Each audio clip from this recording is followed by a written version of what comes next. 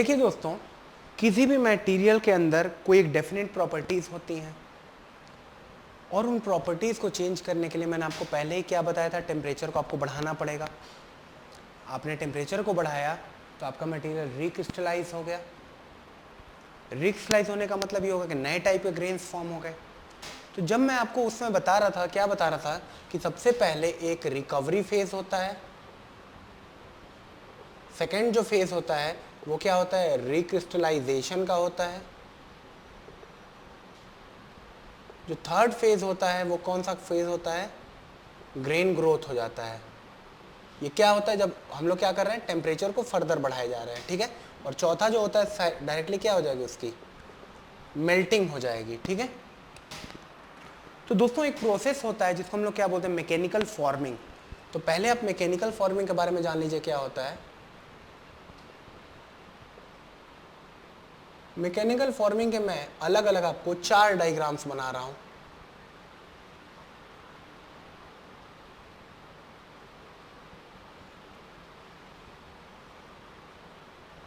देखिए क्या होता है कि बहुत हेवी रोलर्स होते हैं जिनका बहुत ज़्यादा वेट होता है। आप अपने बार को बहुत ज़्यादा टेम्परेचर पे गर्म करते हो और गर्म करने के बाद कंप्रेशन और शियर मैकेनिज्म लगाते हो।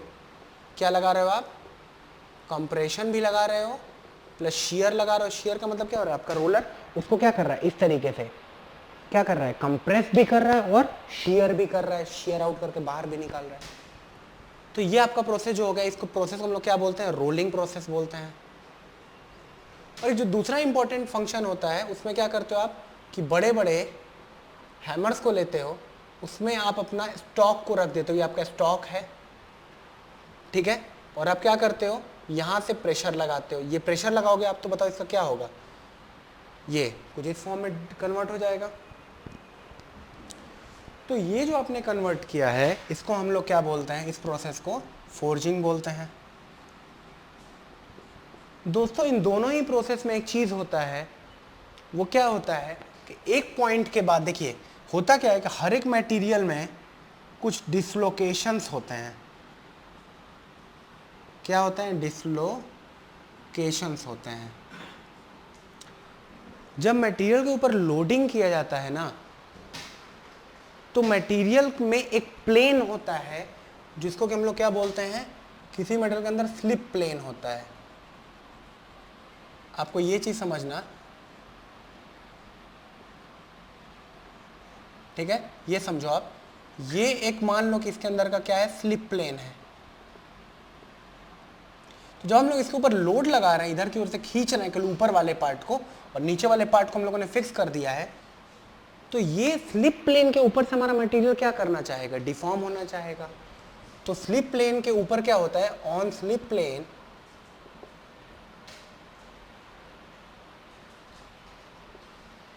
The material it starts to deform. हमारा मटेरियल डिफॉर्म होना चालू हो जाएगा। अगर हमारा मटेरियल डिफॉर्म होना चालू हो जाएगा तो देखिए होता क्या है कि हर एक मटेरियल में कुछ डिसलोकेशंस होते हैं। जब ये डिफॉर्म हो रहा है, आप ये सोचना कि स्टार्ट्स टू डिफॉर्म, जैसे डिफॉर्मेशन होता है तो हर मटेरियल के अंदर कुछ डिसलोकेशंस होते हैं, ठीक है।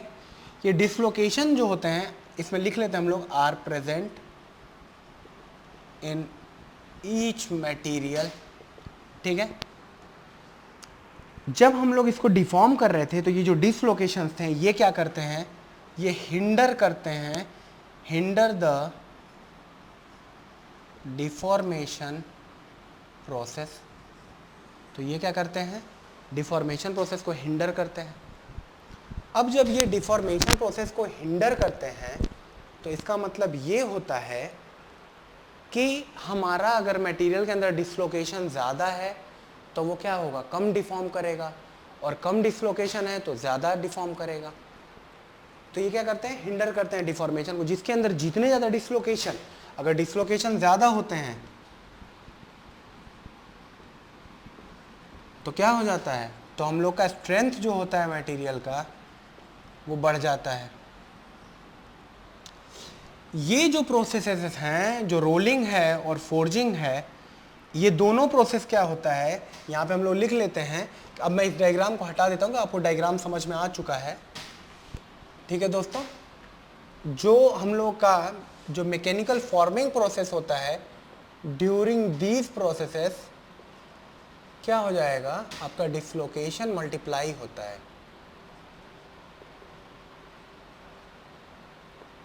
डिसलोकेशंस क्या कर जाते हैं, मल्टीप्लाई कर जाते हैं। दूसरी चीज क्या होती है, distorted long grains are formed.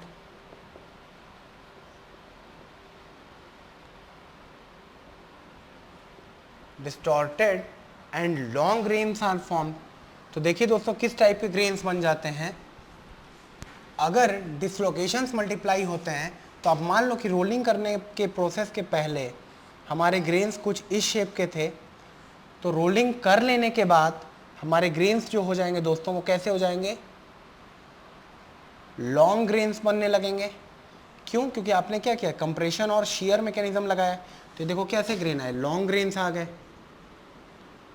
ठीक है दोस्तों, साथ ही के साथ जो तीसरी चीज आती है मैकेनिकल फॉर्मिंग प्रोसेस के अंदर कि stresses are set up in the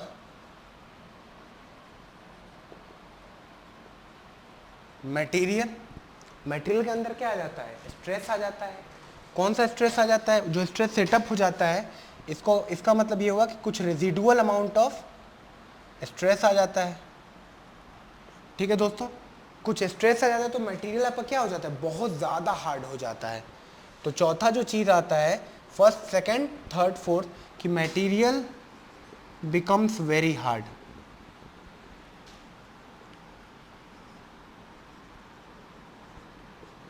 तो जब ये सब फिनोमेना हो जाता है, जब मटेरियल बहुत ज़्यादा हार्ड हो गया, जब मटेरियल का स्ट्रेंथ बहुत ज़्यादा बढ़ गया और आपको कहीं ऐसे एप्लीकेशन में लगाना है कि जहाँ पे आपके मटेरियल की जो स्ट्रेंथ हो वो ठीक हो बट थोड़ा सा डक्टाइल भी हो, थोड़ा सॉफ्ट भी हो, तो कुछ तो ऑपरेशन लगाना पड़ेगा, है ना, स्ट्रेस को हटाना पड़ेगा। ठीक है, ये जो लॉन्ग ग्रेन्स आ रहे हैं इनको हटाना पड़ेगा ऐसे एप्लीकेशन में। तो ऐसे एप्लीकेशन में हम लोग हीट ट्रीटमेंट करते हैं। ठीक है दोस्तों, अब हीट ट्रीटमेंट देखो क्या होता है, ये मैकेनिकल फॉर्मिंग अगर आपको समझ में आ गया हो तो आपको ये समझ में आएगा कि अब क्या करना होगा कि कुछ इस प्रोसेस से क्या करना पड़ेगा, हम लोग को गुजरना पड़ेगा। रिकवरी, रिक्रिस्टलाइजेशन, ग्रेन ग्रोथ या मेल्टिंग, इन फेज से गुजरना पड़ेगा। तो इन्हीं चीज़ों से बचने के लिए, क्या करने के लिए, बचने के लिए बताता हूँ मैं आपको क्या क्या करोगे आप। अलग अलग प्रोसेसेस यूज़ हो सकते हैं। क्या क्या यूज़ हो सकते हैं, आप क्या कर सकते हो मटेरियल के अंदर, स्ट्रेस को रिलीव कर सकते हो, स्ट्रेसेस को रिलीव कर सकते हो। आप दूसरी चीज़ क्या कर सकते हो मटेरियल का, आप दूसरा कर सकते हो, मटेरियल को सॉफ्ट बना सकते हो। तीसरी चीज़ आप क्या कर सकते हो, सरफेस हार्ड एंड कोर को आप डक्टाइल रख सकते हो। चौथी चीज़ आप क्या कर सकते हो, ये फर्स्ट था, ये सेकंड था, ये थर्ड था। चौथी चीज़ आप क्या कर सकते हो, आप या तो डायरेक्टली आप और हार्ड बना सकते हो, बहुत सारे प्रोसेस हैं, तो आप हार्डनिंग कर सकते हो। ठीक है, फिफ्थ पॉइंट क्या है, आप रिकवरी कर सकते हो। सिक्स्थ जो टाइप होगा उसके अंदर आप क्या कर सकते हो कि केवल सरफेस जहां पे कि वियर हो रहा है, उन सरफेस जहां पे कि बार बार वियर हो रहा है, फ्रिक्शन हो रहा है, तो आप ओनली सरफेस को क्या कर सकते हो, ओनली सरफेस ट्रीटमेंट लगा सकते हो। तो दोस्तों इन्हीं सारे अलग अलग प्रोसेसेस को हम लोग क्या बोलते हैं, इनडायरेक्टली हीट ट्रीटमेंट बोलते हैं। देखिए स्ट्रेस रिलीविंग और सॉफ्टनिंग का जो प्रोसेस होगा वो हम लोग क्या करेंगे, उस प्रोसेस को क्या बोलेंगे, अनीलिंग। ठीक है दोस्तों, जो सरफेस हार्ड और कोर डक्टाइल बनाने का प्रोसेस था उसको हम लोग बोलेंगे नॉर्मलाइजिंग। लेकिन देखिए कोर को डक्टाइल भी बनाएंगे, यहाँ पे केवल और केवल सरफेस में चेंज आएगा, कोर में कोई चेंज नहीं आएगा, यहाँ पे कोर में भी चेंज आएगा। ठीक है, हार्डनिंग ऑपरेशन लगा दोगे, इसको आप क्या करोगे, बोलोगे क्वेंचिंग करोगे। जब क्वेंचिंग करोगे तो आपका क्या बनेगा, स्टील। जब आप क्वेंचिंग करोगे तो आपका जो स्टील बनेगा उसको आप क्या बोलोगे, मार्टेनसाइट फॉर्म हो गया है आपका। ठीक है, आप क्या बोलोगे कि मार्टेनसाइट फॉर्म हो गया है। तो क्विंचिंग जब हम लोग करेंगे तो मार्टेनसाइट फॉर्म कराएंगे। अब केवल रिकवरी कराना है तो हम लोग टेम्परिंग कराएंगे, और केवल सरफेस ट्रीटमेंट कराना है तो देखिए दोस्तों ये सारे प्रोसेस पढ़ेंगे। कार्ब्यूराइजिंग,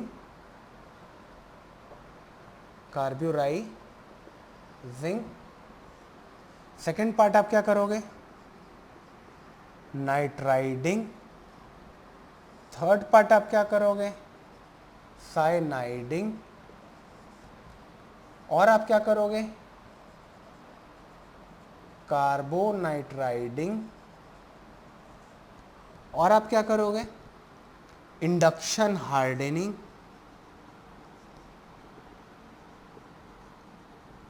हम लोग क्या करेंगे, इंडक्शन हार्डनिंग करेंगे। तो ये तो सरफेस के केवल ट्रीटमेंट के तरीके हो गए।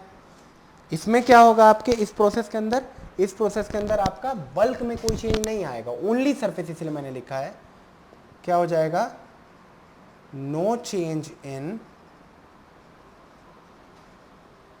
बल्क और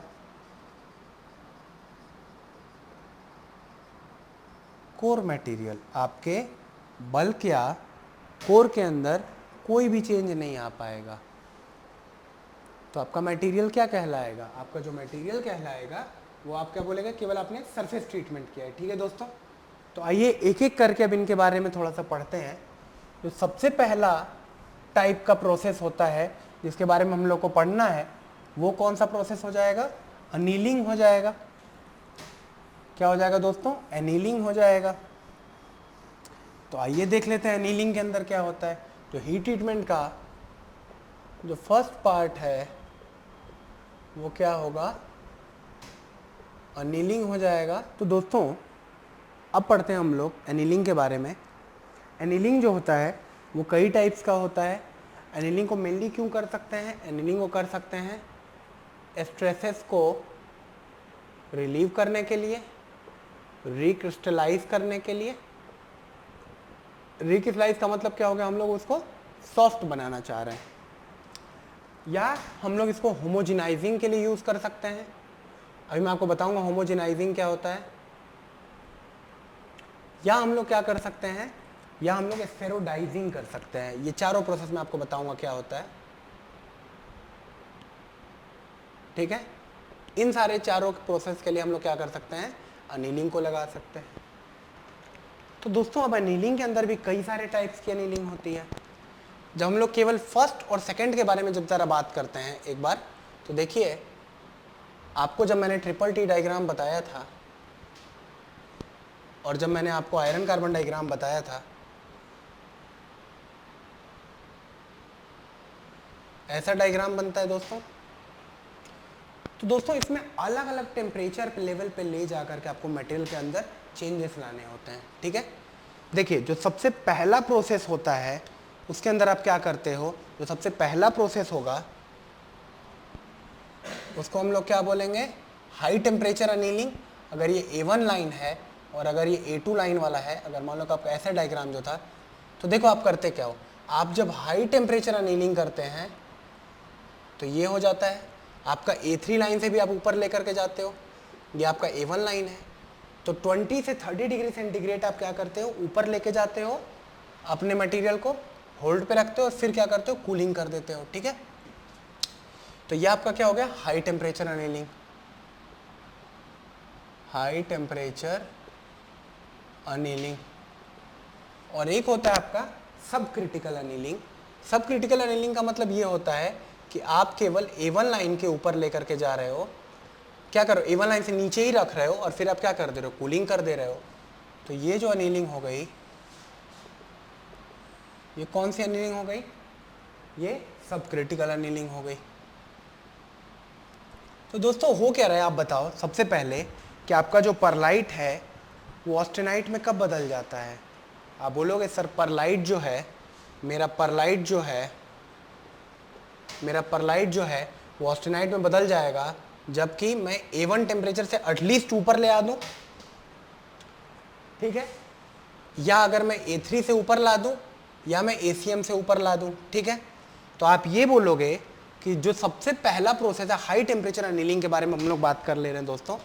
अगर अनीलिंग में भी हाई टेम्परेचर अनीलिंग जब होती है, सबसे पहले अनीलिंग के अंदर आप ये देखो कि परलाइट किस में चेंज हो रहा है, ऑस्टेनाइट में चेंज हो जाएगा, चेंज होता है।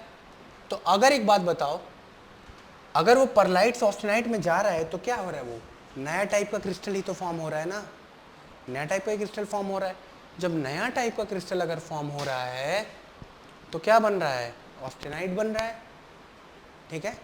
नया टाइप का क्रिस्टल का मतलब क्या हो रहा है, ऑस्टेनाइट बन रहा है। इसका मतलब जब इसमें चेंज हो रहा है तो क्या हो रहा है, वो रिक्रिस्टलाइज हो रहा है हमारा मटेरियल, ठीक है। तो दोस्तों करते क्या है, हाई टेम्परेचर अनीलिंग जब हम लोग करते हैं तो ये जो जोन होता है उसमें हम लोग क्या करते हैं, अपने मटेरियल को ले करके जाते हैं, हीट करते हैं। ये देखिए ये जो जोन है टेम्परेचर का, इसमें हम लोग क्या करते हैं, लेके जाते हैं, इसको क्या करते हैं, हीट करते हैं, और हीट करने के बाद फिर कूल करते हैं। तो ये जो जोन होता है, देखिए इसके अंदर अगर मैं हाई टेम्परेचर, जो पहला पार्ट है हाई टेम्परेचर अनीलिंग की बात करूं तो उसमें क्या करते हैं, अगर हाइपो रहेगा, हाइपो यूटेक्टॉइड स्टील अगर रहेगा तो उसका अपर क्रिटिकल टेम्परेचर कौन सी लाइन है, अपर क्रिटिकल टेम्परेचर लाइन जो है वो कौन सी लाइन है, A3 लाइन है कि नहीं, A3 लाइन है। तो A3 लाइन से अगर मान लो कि अब हाइपो यूटेक्टॉइड स्टील है तो above 20 to 30 degree centigrade above हम लोग क्या करेंगे, अपने मटेरियल को क्या करेंगे, हीट करेंगे, और उसके बाद इस मटेरियल को हम लोग क्या करेंगे, एयर कूलिंग करेंगे, ठीक है। क्या कर, सॉरी फर्नेस कूलिंग करेंगे। कहाँ पे कूल करेंगे, फर्नेस में ही कूल करेंगे। फर्नेस में अगर आप कूल करते हो तो आपका मटेरियल क्या हो जाएगा, कूलिंग रेट, कूलिंग रेट आपका क्या हो जाएगा, स्लो हो जाएगा। ये टेम्परेचर है और ये क्या है, इस डायरेक्शन में क्या है, परसेंटेज कार्बन है। तो अगर हम लोगों ने फर्नेस में हीट किया और फर्नेस में ही कूल किया तो हमारी फर्नेस कूलिंग हो जाएगी और कूलिंग रेट स्लो हो जाएगा। तो इससे हम लोग का क्या मटेरियल बनेगा, सॉफ्ट एंड डक्टाइल मटेरियल बनेगा। क्यों, क्योंकि सर आप बोलोगे प्रोसेस में सबसे पहले क्या होगा, रिकवरी होगा, फिर सर वो क्या होगा, फिर सर वो हो जाएगा, ठीक है ना। पहले देखो आप ये देखो, ये हाइपो यूटेक्टॉइड है तो A3 के ऊपर, और हाइपर यूटेक्टॉइड है तो क्या ACM के ऊपर, ठीक है ना। फॉर हाइपर यूटेक्टॉइड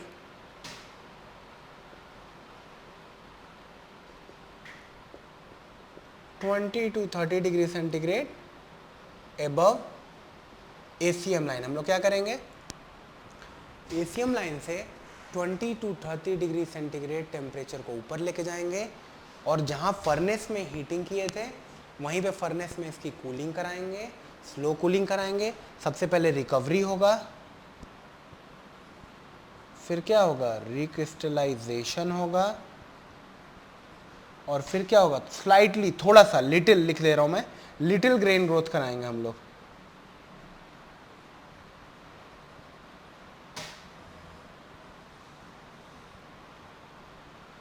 तो लिटिल ग्रेन ग्रोथ कराएंगे तो हमारा मटेरियल क्या हो जाएगा, सॉफ्ट एंड डक्टाइल हो जाएगा। दोस्तों देखो इसमें ये चीज आप याद रख के चलना, फर्नेस कूलिंग होता है, ये आपको भूलना नहीं है, ये बहुत इंपॉर्टेंट पॉइंट है, आ सकता है किसी भी साल एग्जाम में। फर्नेस कूलिंग हम लोग करा रहे हैं, कूलिंग रेट हम लोग क्या रख रहे हैं, स्लो रख रहे हैं, ठीक है। अब आइए दोस्तों हम लोग करते हैं सेकेंड टाइप ऑफ अनीलिंग, जिसको हम लोग क्या बोलते हैं, लो टेम्परेचर अनीलिंग। तो दोस्तों अब इस फेज में क्या होता है, इस फेज के अंदर, चलिए अब हाइपो हाइपर का कॉन्सेप्ट खत्म हो गया और आई होप कि आपको ये समझ में आ गया होगा। तो देखिए दोस्तों अब आता है आपका जो सेकेंड टाइप का जो होता है कूलिंग।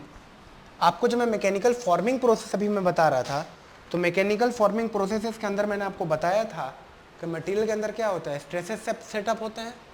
जब हम लोगों ने ये वाला प्रोसेस जो देखे, हम लोग अब करना क्या है, सब क्रिटिकल अनीलिंग करना है। सब क्रिटिकल अनीलिंग के अंदर देखिए क्या होगा, अनीलिंग का जो सेकेंड पार्ट है, ठीक है, वो क्या है, सब क्रिटिकल अनीलिंग।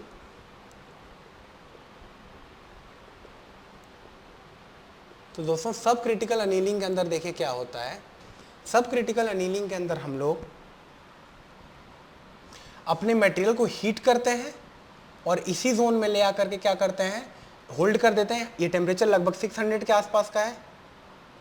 ये टेम्परेचर 723 डिग्री सेंटीग्रेड था, ये 910 डिग्री सेंटीग्रेड था। तो हम लोग का जो वर्किंग होता है ये क्या हो गया, अब हमारा सब क्रिटिकल अनिलिंग हो गया। जब मैं मैकेनिकल फॉर्मिंग ऑपरेशन आपको बता रहा था तो मैं क्या बोल रहा था कि डिसलोकेशंस मल्टीप्लाई हो जाते हैं, मटेरियल का स्ट्रेंथ बढ़ रहा था, हार्डनेस क्या कर रहा था, बढ़ जा रहा था। तो मैकेनिकल फॉर्मिंग जब ऑपरेशन चल रहे थे तो मैकेनिकल फॉर्मिंग ऑपरेशन में क्या हो रहा था, हार्डनेस इंक्रीज हो रहा था, टफनेस तो इंक्रीज हो रहा था, बट स्ट्रेसेस भी आ रहे थे और ग्रेन्स कैसे फॉर्म हो रहे थे, ग्रेन्स डिसओरिएंटेड हो रहे थे। ठीक है, तो यहां पे हम लोग क्या करेंगे, डिसओरिएंटेड ग्रेन जो आ रहे थे, तो जो यहां पे हम लोग अब क्या करेंगे, जो पहले वाला केस था उसके अंदर क्या हो रहा था, अगर आप उसके अंदर ये डिस्टॉर्टेड ग्रेन्स अगर हैं तो ये अगर हाई टेम्परेचर जब हम लोग कूलिंग कर रहे थे तो कैसे हो जा रहे थे, इस टाइप के ग्रेन्स फॉर्म हो रहे थे। ठीक है, ये क्या है, हाई टेम्परेचर अनिलिंग है। यहां पे सब क्रिटिकल अनिलिंग में क्या रहता है, जो टेम्परेचर रहता है वो बिलो रहता है A1 लाइन के। A1 लाइन का मतलब क्या हो गया, लोअर क्रिटिकल टेम्परेचर।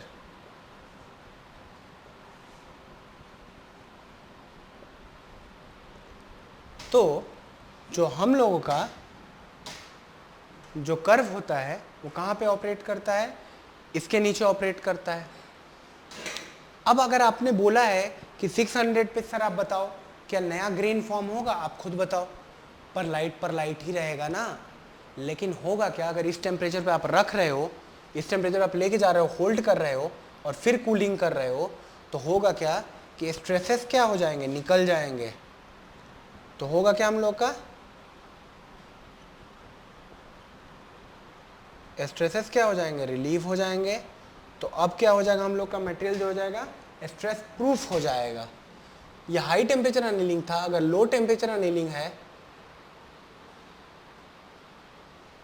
तो देखो इस केस में क्या रहता है, इस केस में एज इट इज ही ग्रेन रह जाते हैं। यानी कि ये क्या हो गया, लो टेम्परेचर अनिलिंग, या इसको क्या बोला हम लोगों ने, सब क्रिटिकल अनिलिंग। तो इसमें क्या हो जाता है, ग्रेन का जो शेप रहता है वो चेंज नहीं करता है। ठीक है ना, हाई टेम्परेचर अनिलिंग में क्या हो जाएगा, ग्रेन का शेप चेंज हो जाएगा। हाई टेम्परेचर अनिलिंग में क्या होता है, ग्रेन जो होते हैं वो रिक्रिस्टलाइज होते हैं। ठीक है दोस्तों, ग्रेन रिक्रिस्टलाइज होते हैं। अगर हम लोग लो टेम्परेचर अनिलिंग की बात करें या जो हम लोग सब क्रिटिकल अनिलिंग की बात करें, तो सब क्रिटिकल अनिलिंग में दोस्तों क्या होता है कि नो रिक्रिस्टलाइजेशन, कोई रिक्रिस्टलाइजेशन नहीं होता है।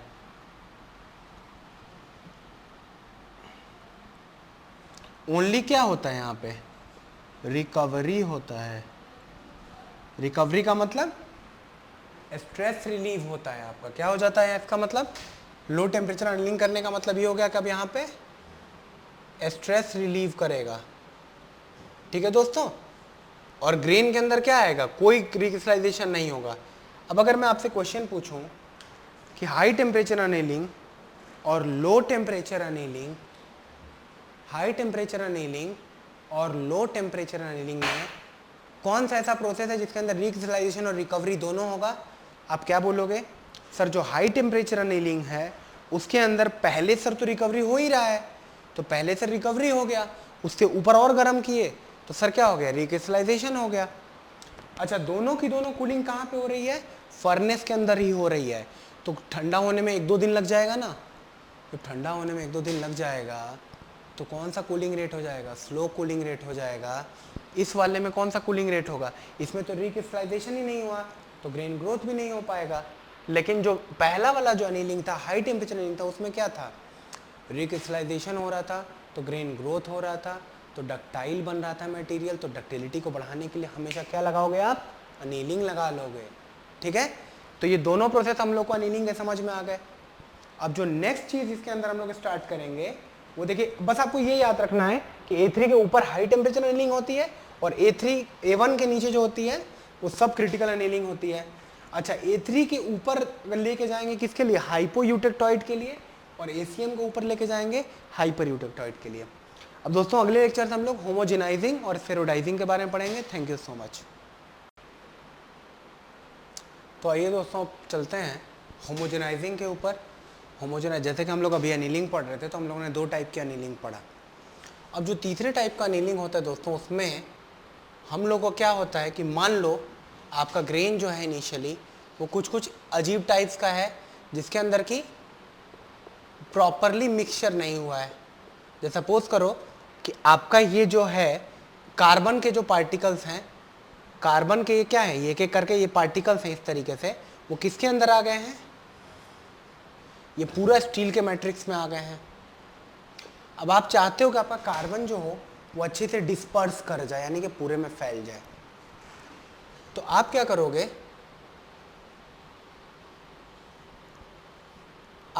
अपने मटेरियल को आप इस टेम्परेचर जोन में लेके आओगे, ये वाला कौन सा टेम्परेचर, 723 डिग्री सेंटीग्रेड, ये क्या है 910 डिग्री सेंटीग्रेड। ठीक है, और इसी तरीके से अलग अलग यूटेक्टॉइड पॉइंट है। तो आप क्या करते हो, आप हीट करते हो,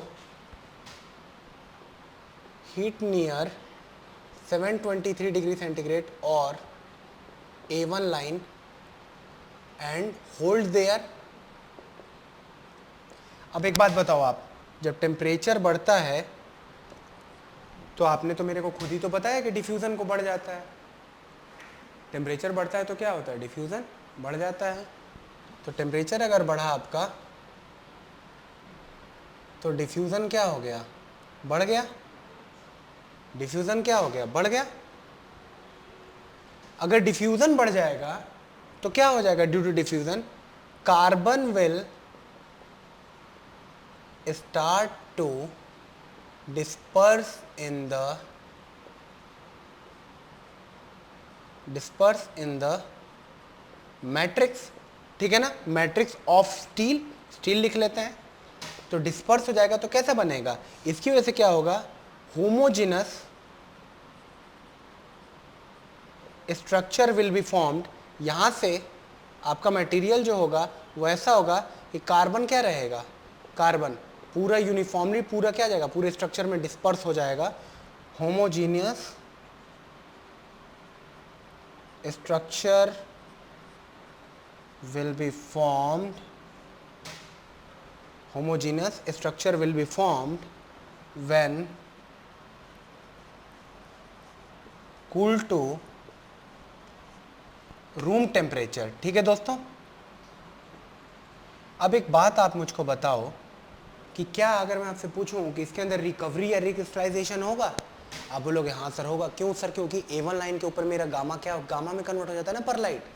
A1 लाइन 723 डिग्री लाइन के ऊपर मेरा जो मटेरियल है वो किस में कन्वर्ट हो रहा है, वो मेरा मटेरियल परलाइट से गामा में चेंज हो जा रहा है। Gamma iron austenite FCC structure है, किस में कन्वर्ट हो जा रहा है आपका, FCC स्ट्रक्चर के अंदर चेंज हो जा रहा है। ठीक है ना, तो क्या हो जाएगा, इसका मतलब ये है कि इस टाइप के स्ट्रक्चर में रिकवरी फेज भी होगा और रिक्रिस्टलाइजेशन भी होगा। ठीक है दोस्तों, क्या हो जाएगा, रिक्रिस्टलाइजेशन भी हो जाएगा। तो होमोजेनाइजिंग का एक बेसिक सा अंडरस्टैंडिंग हमको समझ में आ चुका है हम लोग को कि होमोजेनाइजिंग में हम लोग को पूरे स्ट्रक्चर को क्या करना पड़ता है, यूनिफॉर्म करना पड़ता है। अब आइए दोस्तों, चौथे टाइप का जो अनीलिंग प्रोसेस है उसको हम लोग बोलते हैं स्फेरोडाइजिंग। क्या बोलते हैं उसको, स्फेरोडाइजिंग। और देखिए दोस्तों, ये भी बहुत ही इंपॉर्टेंट प्रोसेस होता है अनीलिंग। और जो फोर्थ प्रोसेस है उसको हम लोग क्या बोलेंगे,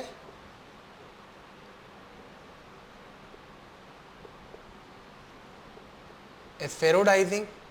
दोस्तों स्फेरोडाइजिंग में होता क्या है कि हम अपने मटेरियल को यहाँ पे ले करके जाते हैं। ये सपोज करो आप कि आपने अपने मटेरियल को कहाँ पे लेके गए, आप 723 डिग्री लाइन पे। उसके बाद आप बार बार क्या करते हैं, हीटिंग कूलिंग करते रहते हैं। आप हीट करेंगे एंड कूल करेंगे कहाँ पे, above and below A1 line के। आप क्या करेंगे, अपने मटेरियल को बार बार हीटिंग एंड कूलिंग, इसमें क्या करते हैं, सबसे पहले हम लोग heat above A1 line and then continuous heating and cooling above and below A1 line. इससे क्या होता है देखिएगा दोस्तों, कार्बन स्फेरॉइड्स, कार्बन स्टील हम लोग लिखते हैं, कार्बन स्टील उसको बोलते हैं, स्फेरॉइड्स विल बी फॉर्म। और क्या होगा, ग्रेन ग्रोथ हो जाएगा, ठीक है ना। साथ के साथ क्या होगा, आपका डक्टिलिटी को इंप्रूव कर देगा। ये आपका जो मटेरियल रहेगा वो क्या हो जाएगा, डक्टाइल हो जाएगा। आपका मटेरियल क्या हो जाएगा, सॉफ्ट हो जाएगा, सॉफ्ट बढ़ जाएगा ये। और दोस्तों अगर आपके मटेरियल की डक्टिलिटी बढ़ जाएगी या अगर आपका मटेरियल सॉफ्ट हो जाएगा तो आपका मटेरियल का बताओ आप मशीनेबिलिटी क्या हो जाएगा,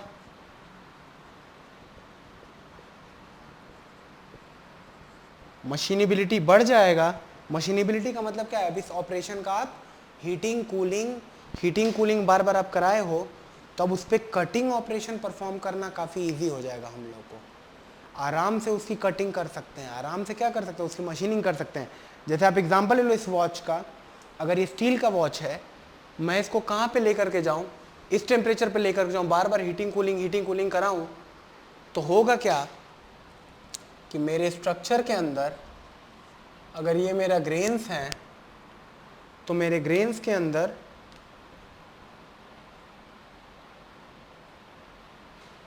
स्फेरॉइड्स फॉर्म हो जाएंगे, ठीक है। ये क्या हो गए, ये स्टील का मैट्रिक्स है और ये स्फेरॉइड्स हो गए। और अगर आप मान लो इनिशियली जो आपके ग्रेन थे वो अगर इस शेप के थे तो आपका ग्रेन्स जो हो जाएंगे वो कैसे फॉर्म हो जाएंगे, सारे ग्रेन्स आपस में मिलके ऐसा ग्रेन्स बना लेंगे 1 2 3 4। आप यहाँ पे क्या देख रहे हैं, कोर्स ग्रेन्स। तो अगर आपका कोर्स ग्रेन हो जाएगा और यहाँ पे अगर मान लो आपके नॉर्मल ग्रेन्स थे तो ऑटोमेटिकली आप बताओ मशीनिंग क्या इजी हो जाएगी इस पे। तो दोस्तों क्या हो जाएगा, मशीनिंग विल बिकम इजी। आपके मटेरियल पे मशीनिंग करना आसान हो जाएगा, ठीक है दोस्तों। तो अनिलिंग के बारे में अभी तक हम लोगों को सिर्फ इतना ही पढ़ना था। हम लोगों ने अनिलिंग को अच्छे से कवर कर लिया। अब हम लोग क्या करेंगे, नॉर्मलाइजिंग स्टार्ट करेंगे। Thank you so much. तो दोस्तों चलते हैं अपने नए सेगमेंट की ओर जिसका नाम है नॉर्मलाइजिंग। दोस्तों नॉर्मलाइजिंग के बारे में सबसे पहले तो आपको ये याद रखना है, जो कि एग्जाम में पूछा जा सकता है, कि इसमें फर्नेस कूलिंग ना करके हम लोग क्या करते हैं, एयर कूलिंग परफॉर्म करते हैं। अब देखिए होता क्या है, इस लेक्चर में हम लोग नॉर्मलाइजिंग और टेम्परिंग दोनों के बारे में पढ़ लेंगे। ये लाइन आपकी कौन सी लाइन है, A3 लाइन है। ये लाइन आपकी ACM लाइन है। ये लाइन आपकी A1 लाइन है और ये फेस जो है आपका अल्फा फेस है। नॉर्मलाइजिंग के अंदर करते क्या है, हम अपने मटेरियल को, material is heated 30 to 50 degree centigrade above upper critical temperature, क्या पढ़ रहे हैं हम लोग, अपर क्रिटिकल टेम्परेचर। कहने का मतलब ये है कि जो आपकी बॉडी है उसको हम लोग या तो A3 के ऊपर भी हीट कर सकते हैं अगर हाइपो हुआ तो, और ACM के ऊपर हीट करेंगे अगर हाइपर हुआ तो। और ऐसा करने के बाद एक बार उसको हीट कर लेने के बाद हम लोग अपने मटेरियल को एयर कूलिंग करेंगे। ठीक है दोस्तों, एक बात बताइए, अगर 3 कूलिंग रेट हैं, एक है फर्नेस कूलिंग, एक है एयर कूलिंग, और एक ऑपरेशन अगर आपका मान लो कि अगर हो जाता है वाटर कूलिंग, तो सबसे ज़्यादा कूलिंग रेट किस में है, वाटर में है कि नहीं, सबसे जल्दी ठंडा हो जाएगा। उसके बाद किस में है, उसके बाद आपका है एयर कूलिंग, उसके बाद किस में है, फर्नेस कूलिंग। ठीक है दोस्तों, तो इसमें हम लोग क्या करेंगे, एयर कूलिंग करेंगे। देखिए क्या होता है कि हम लोग अपने मटेरियल का जो टेम्परेचर लिमिट रखते हैं वो कहाँ पे लेके रखते हैं, 30 to 50 डिग्री सेंटीग्रेड। तो एक बात बताइए आप, ये टेम्परेचर कितना है, 910। अगर 30 डिग्री आप ऊपर लेकर के जाएंगे तो 940 भी हो सकता है ये, और 960 डिग्री सेंटीग्रेड भी रखते हैं। इस जोन में हीट कर लेने के बाद हम लोग अपने मटेरियल को एयर कूल करेंगे। तो जैसे ही हमने अपने मटेरियल को एयर कूल किया, तो एक बात बताओ, कूलिंग रेट क्या रहेगा, हाई रहेगा। अगर कूलिंग रेट हाई रहेगा तो दोस्तों इस टाइप के में क्या हो जाएगा, इस टाइप के स्ट्रक्चर में जो आपका सरफेस आएगा, वो सरफेस पे आपके किस टाइप के ग्रेन आएंगे, जो एकदम बाहर बाहर एयर के कांटेक्ट में रहेगा। आप बताओ फाइन या कोर्स। तो आप मुझको बोलोगे कि सर आपने बता रखा है कि अगर कूलिंग रेट अगर हाई होता है तो क्या होते हैं, बहुत ज़्यादा फाइन ग्रेन बनते हैं। देखिए दोस्तों, ऐसा टाइप का स्ट्रक्चर बनना चालू हो जाएगा। और दोस्तों सेंटर पे आप बताओ क्या होगा, सेंटर पे कोर्स ग्रेन बन जाएंगे। सेंटर पे कैसे ग्रेन बन जाएंगे, बहुत ही कोर्स ग्रेन आ जाएंगे। अगर आप डायग्राम को गौर से देखो तो आपको क्या दिखाई देगा कि सेंटर में, पहले आप बाहर की बात करें तो आउटर पेरिफेरी पे फाइन ग्रेन्स बनते हैं, और इनसाइड ऑफ द मटेरियल में कोर्स ग्रेन बनते हैं। कैसे ग्रेन बनेंगे, कोर्स ग्रेन बन जाते हैं। तो इसका मतलब ये हो गया कि आपका जो सरफेस था वो फाइन ग्रेन्स था, वहाँ पे कैसा स्ट्रक्चर बना, वो टफ हो गया, और अंदर का जो मटेरियल रहा वो कोर्स रहा, तो डक्टाइल हो गया। तो दोस्तों सरफेस अगर टफ रहा तो सरफेस पे जो स्ट्रक्चर फॉर्म हुआ वो स्ट्रक्चर बना मार्टेनसाइट का, क्योंकि कूलिंग रेट क्या है, बहुत ज़्यादा तेज है। कूलिंग रेट एट सरफेस, तो सरफेस पे क्या बना, मार्टेनसाइट बन गया। ठीक है, और कोर के अंदर अगर हम लोगों ने देखा तो कोर का कूलिंग रेट अभी भी शुरू वो रहा एट कोर। कोर का मतलब अंदर बल्क की ओर, तो वहां पे क्या बना, परलाइट बन गया। तो क्या हम लोग ये कह सकते हैं कि हम लोग का सरफेस जो बना है इस टाइप के प्रोसेस में वो हार्ड बन गया है, और जो हम लोग का कोर जो हो गया है वो डक्टाइल हो गया है। तो एक बात बताओ, एक ऐसा एप्लीकेशन जहाँ पर कि आपको इलास्टिसिटी या डक्टिलिटी भी चाहिए, और आपको सरफेस पे वियर भी ना हो पाए, तो क्या हम लोग उस तरीके के एप्लीकेशन में ये प्रोडक्ट्स यूज़ कर सकते हैं, ये वाले। ठीक है दोस्तों, तो इसीलिए क्या होता है, इसीलिए बहुत बार नॉर्मलाइजिंग को क्या बोलते हैं हम लोग, इसीलिए नॉर्मलाइजिंग को हम लोग और साथ में क्या बोलते हैं कि normalising is final heat treatment process. ठीक है दोस्तों, क्यों बोला हम लोगों ने, क्योंकि सरफेस जो रहा, क्योंकि हम लोग का जो सरफेस बना वो हार्ड बन गया, और कोर जो रहा वो सॉफ्ट रह गया। तो इसी टाइप का मटेरियल हम लोग के लिए डिज़ायरेबल होता है। तो हम लोगों ने नॉर्मलाइज प्रोडक्ट्स के बारे में पढ़ लिया। अब दोस्तों जो तीसरे टाइप का प्रोसेस जो हम लोग पढ़ रहे थे, वो हम लोग क्या पढ़ रहे थे, टेम्परिंग के बारे में पढ़ रहे थे। ठीक है दोस्तों, टेम्परिंग से पहले मैं आपको क्वेंचिंग थोड़ा सा बता देता हूं। देखिए दोस्तों, जब हम लोग अपना क्वेंचिंग कर रहे थे, क्वेंचिंग का मतलब क्या होता है, क्वेंचिंग का मतलब ये होता है कि हम लोग अपने मटेरियल को क्या कर रहे थे, वाटर कूलिंग या एयर कूलिंग कर रहे थे। क्वेंचिंग का मतलब ये हो गया, क्या हो गया, वाटर कूलिंग कर रहे थे और ऑयल कूलिंग कर रहे थे।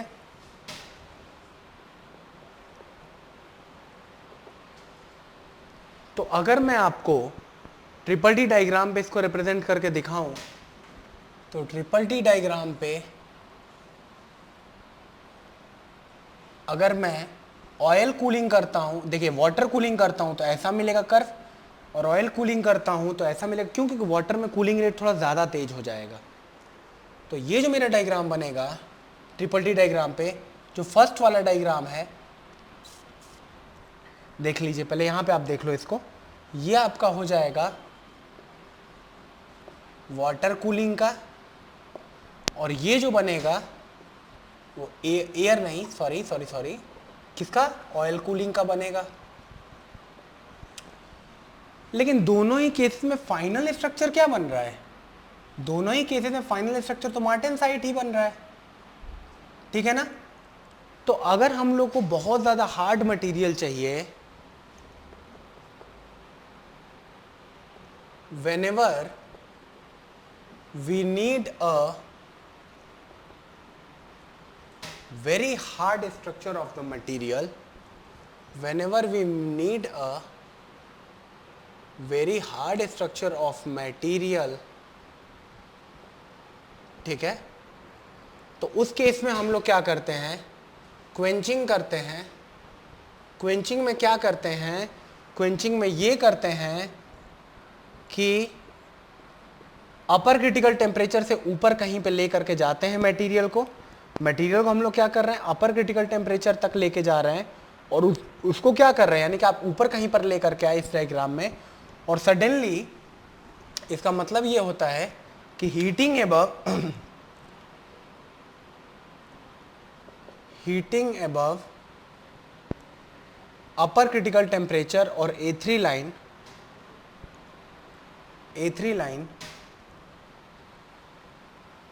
and then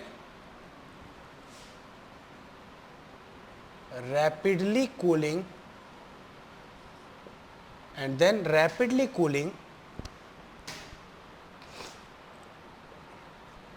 in water और ऑयल। तो आप एक बात बताओ, वाटर और ऑयल में कूलिंग रेट क्या हो जाएगा, क्या बहुत ज़्यादा हो जाएगा कूलिंग रेट। तो दोस्तों अगर कूलिंग रेट बहुत ज़्यादा हाई हो जाएगा तो हमारा मटेरियल क्या हो जाएगा, बहुत ही ज़्यादा हार्ड हो जाएगा और ब्रिटल हो जाएगा। ब्रिटल होने का मतलब ये नहीं कि टूट जाएगा, ब्रिटल होने का मतलब ये कि इलोंगेशन कम होगा। इसका मतलब ये नहीं कि टूट जाएगा, क्या हो जाएगा, ये इलोंगेशन नहीं आ पाएगा। ठीक है ना, बहुत ज़्यादा लोड लगाना पड़ेगा बहुत हल्का सा इलोंगेशन ले आने के लिए, उसके बाद ये टूट जाएगा। तो आपका बहुत ही ज़्यादा हार्ड और ब्रिटल मटेरियल फॉर्म होता है, जिसको कि हम लोग क्या बोलते हैं, मार्टेनसाइट बोल देते हैं। क्या फॉर्म हो गया आपका, मार्टेनसाइट फॉर्म हो गया। ठीक है दोस्तों, तो ये क्या प्रोसीजर हो गया, ये प्रोसीजर हम लोगों ने क्या बोला कि हम लोगों ने क्या किया, क्वेंचिंग कर लिया। फिर से एक बार इसको देख लो, जहाँ पे एप्लीकेशन हमारा ये है कि हम लोग को अपने मटेरियल को क्या करना है, हार्ड मटेरियल बनाना है। जब हम लोग नॉर्मलाइजिंग पढ़ रहे थे तो नॉर्मलाइजिंग के टाइम पे हमने ये देखा था कि हमारा जो सरफेस था, केवल मैं आउटर पेरिफेरी की बात करूं तो इसको हम लोगों ने क्या किया था, बहुत ही फाइन ग्रेन मटेरियल बनाया था। ठीक है, और जो हमारा कोर आ रहा था, कोर क्या आ रहा था, कोर्स ग्रेन स्ट्रक्चर आ रहा था। तो हम लोग का यहाँ पे क्या आ रहा था, कोर जो था वो सॉफ्ट हो जा रहा था, और जो हम लोग का सरफेस आ रहा था वो क्या जा रहा था, जो हम लोग का सरफेस आ रहा था वो क्या आ रहा था, हार्ड आ जा रहा था।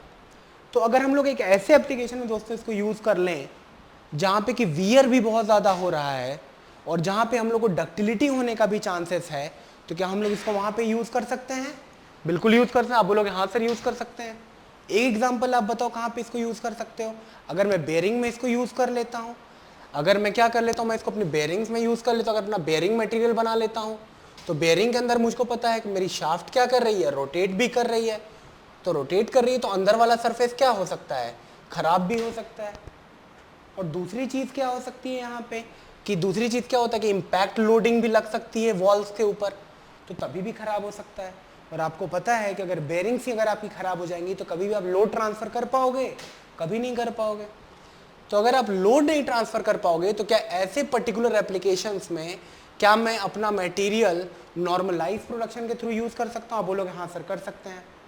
सिमिलरली अगर क्वेंचिंग की अगर हम लोग बात करें तो एक बात बताओ कि अगर जैसे आपने ब्लैक स्मिथ को देखा होगा, ब्लैक स्मिथ क्या करता है कि वो एक आयरन के पार्टिकल से, आयरन के मटेरियल से कुछ और बना रहा होता है और उसको हैमरिंग कर रहा होता है। तो अगर उसका हैमर और अगर उसका जो मटेरियल, जो मेन उसका प्रोडक्ट है, अगर दोनों में से अगर हैमर का हार्डनेस अगर कम हो जाए और आपका जो प्रोडक्ट है उसका हार्डनेस ज़्यादा हो जाए, तो क्या आप कभी भी शेप फॉर्म कर पाओगे? कभी आप शेप फॉर्म कर पाओगे? कभी नहीं कर पाओगे।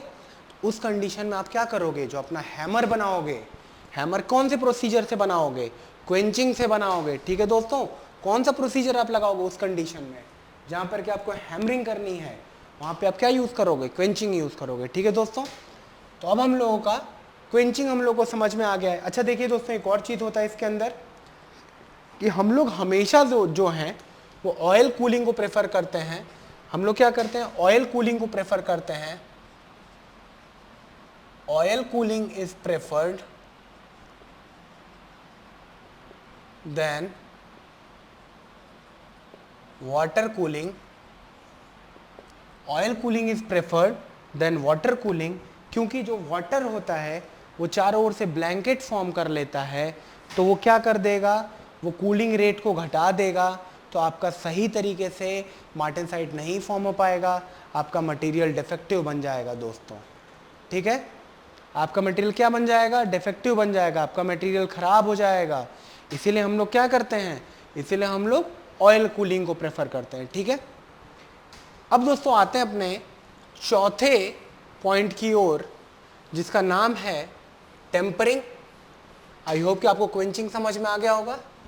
अब आइए हम लोग थोड़ा सा टेम्परिंग के बारे में भी देख लें। तो अभी जो हम लोगों का क्वेंचिंग प्रोसेस था, उसके अंदर हम लोग का जो टारगेट था वो था मटेरियल को हार्ड बनाना। अभी तक हमारा टारगेट क्या था, हमारा टारगेट था मटेरियल को हार्ड बनाना। ठीक है दोस्तों, अब जो अगला टारगेट होगा वो होगा मटेरियल की हार्डनेस को रिड्यूस करना। तो मटेरियल की हार्डनेस को रिड्यूस करने के लिए कोई प्रोसीजर होते हैं, तो टेम्परिंग बोलते हैं। आने वाले लेक्चर में टेम्परिंग के बारे में पढ़ेंगे। Thank you so much. तो दोस्तों अभी तक ये समझ में आया है हम लोगों को कि जो टेम्परिंग प्रोसेस होता है वो क्या होता है। जो टेम्परिंग प्रोसेस होता है उसका टारगेट होता है कि मटेरियल की हार्डनेस को केवल रिड्यूस करना। क्या करना, हार्डनेस को रिड्यूस करने के लिए हम लोग क्या करते हैं, टेम्परिंग करते हैं। ठीक है, अच्छा दो अलग अलग टाइप की टेम्परिंग आपने देखी थी, वो टेम्परिंग अलग है, वो ये वाली टेम्परिंग नहीं है। जो टेम्परिंग होती है वो 3 टाइप्स की होती है। High temperature tempering, medium temperature tempering, medium temperature tempering, और जो थर्ड टाइप की टेम्परिंग होती है उसको क्या बोलते हैं, लो टेम्परेचर टेम्परिंग। ठीक है दोस्तों, लो टेम्परेचर टेम्परिंग। अब तीनों में लेकिन आपको ये देखना है, हार्डनेस को रिड्यूस करना है, और तीनों में ही मैक्सिमम टेम्परेचर जो होगा, maximum temperature is always lower than A1 line यानी कि लोअर क्रिटिकल टेम्परेचर से हम लोग का जो प्रोसेस रहेगा वो हमेशा नीचे रहेगा। ठीक है दोस्तों, तो आइए हम लोग डायग्राम के बारे में थोड़ा सा देख लें, कहाँ पे होता है कौन सा प्रोसेस, फिर हम लोग इनके अलग अलग एग्जांपल्स को समझ लेंगे। देखिए दोस्तों, ये वाली लाइन जो है आपकी 910 डिग्री सेंटीग्रेड की लाइन है, ये 723 डिग्री सेंटीग्रेड की लाइन है। ये फेज क्या है आपका अल्फा, ये फेज अल्फा प्लस गामा, इधर क्या बनेगा गामा प्लस Fe3C, और इधर क्या बनेगा अल्फा प्लस बीटा। ठीक है, उसको मैं नहीं लिख रहा हूँ। ये पॉइंट क्या है, यूटेक्टॉइड पॉइंट है। क्या है, यूटेक्टॉइड पॉइंट है। ठीक है, जो हाई टेम्परेचर टेम्परिंग होती है वो यहाँ पे आएगी, जो मीडियम टेम्परेचर टेम्परिंग आएगी वो यहाँ पे आएगी, और जो लो टेम्परेचर टेम्परिंग होती है वो यहाँ पे आती है। यहाँ का मतलब है कि कहाँ पे आएगी वो आपके A1 लाइन से नीचे ही रहना है। ये आपका क्या है, A1 लाइन है, तो A1 लाइन से नीचे ही होगा। यहाँ पे मैंने लिख दिया HT, यहाँ पे MT और यहाँ पे LT। ठीक है दोस्तों, ये अलग अलग 3 प्रोसेस होते हैं टेम्परिंग के, ये हाई टेम्परेचर, ये मीडियम टेम्परेचर और ये लो टेम्परेचर। तो हाई टेम्परेचर जो टेम्परिंग होती है उसमें एक बड़ा इंपॉर्टेंट प्रोडक्ट बनता है जिसको आपको याद रखना है, सोरबाइट। ठीक है दोस्तों, इसका टेंसाइल स्ट्रेंथ काफ़ी अच्छा रहता है। आप क्या करते हो, अपने मार्टेनसाइट को हीट करते हो, यहाँ पे लेकर के आते हो, ये जो टेम्परेचर होता है अराउंड 500 से 600 डिग्री सेंटीग्रेड के आसपास रहता है। ये जो टेम्परेचर है मीडियम टेम्परेचर, वो दोस्तों 300 से लेकर के और 400 के बीच में आता है। और जो लो टेम्परेचर होता है वो आपका, जो लो टेम्परेचर होता है, लो टेम्परेचर आपका आता है 250 से लेकर के और 350। इसकी रेंज जो होती है मीडियम टेम्परेचर वाले से क्या करता है, वो मैच करता है। ठीक है, तो जो हाई टेम्परेचर टेम्परिंग है इसमें एक बड़ा इंपॉर्टेंट प्रोडक्ट बनता है जिसको कि हम लोग क्या बोलेंगे, सोरबाइट। जो मीडियम टेम्परेचर वाला है टेम्परिंग, उसके अंदर हम लोग का एक बहुत ही इंपॉर्टेंट प्रोडक्ट बनेगा जो क्या है, ट्रूसाइट। और नीचे में हम लोग को नॉर्मल परलाइट ही मिलता है। परलाइट का एक अलग ग्रेड होता है जिसकी हार्डनेस को बहुत ज़्यादा नहीं हम लोग घटा पाते हैं, तो हम लोग का सॉफ्ट मार्टेनसाइट बन जाता है।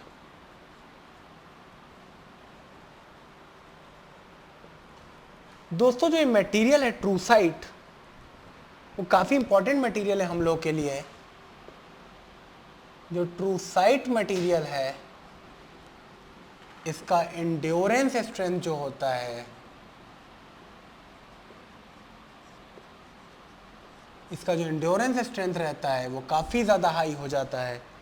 और क्योंकि इसका एंड्योरेंस स्ट्रेंथ हाई रहता है, क्योंकि इसका एंड्योरेंस स्ट्रेंथ हाई रहता है, तो इसको हम लोग स्प्रिंग मटेरियल्स में यूज़ कर लेते हैं। कहाँ यूज़ कर लेते हैं, स्प्रिंग मटेरियल्स में यूज़ कर लेते हैं। ठीक है दोस्तों, तो यहाँ पे हम लोगों का एक इम्पॉर्टेंट टॉपिक फिनिश होता है जो कि इन जनरल टाइप के सारे प्रोसेस हैं। अब नेक्स्ट लेक्चर में हम लोग सरफेस ट्रीटमेंट के प्रोसीजर्स को स्टार्ट करने जा रहे हैं, जिसके अंदर हम लोग देखेंगे कि केवल सरफेस पे क्या क्या इंटरेक्शन हम लोग लगा सकते हैं, और उन प्रोसेसेस को हम लोग क्या बोलेंगे, surface treatment processes. Okay, thank you so much.